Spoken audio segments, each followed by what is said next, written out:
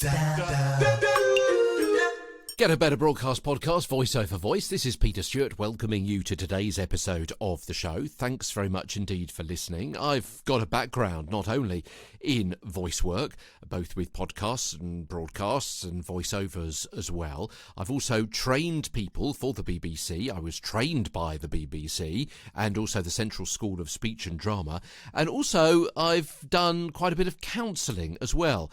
Not just being counselled, which is part of the process of training to be a counsellor, but I've taken several exams in counselling skills. So I've got a background in that area as well. So I can talk, hopefully, about the psychological effects of mic fright, stage performance anxiety, whatever you want to call it, stress, tension.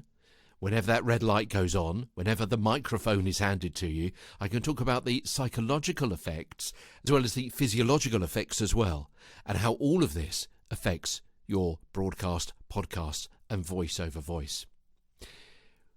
We're in the process of giving several tips of how to overcome performance anxiety. We've got another one today. You've heard of a dress rehearsal. What about a no-stress rehearsal? Visualise success before you go to the studio for that big gig. Research shows that our brain reacts the same in a real situation as in an imagined one. So do what athletes do. Start training your brain into thinking positively and practice seeing yourself performing well. Develop and practice pre and during performance routines so you feel more familiarity with what's going to happen, so you settle in more quickly when it starts for real. And as you do this, imagine it all going incredibly well. We've seen before how visualisation helps the voiceover artist when we're trying to persuade people to buy a product. So, starting with small steps, practice mimicking the studio day in as much detail as possible. What will you wear? What time will you arrive? Research the voiceover studio on Google. Really? Why? Because you can see what it looks like outside from the street and inside as well. If you're speaking at an actual event, try and see the room beforehand so you feel comfortable there. Eliminate situational stress. If you can picture it in your mind and you walk through the corridors, you walk up to the front door, you can see reception, you know where you're likely to be sitting in the studio, you know the layout and the colour design.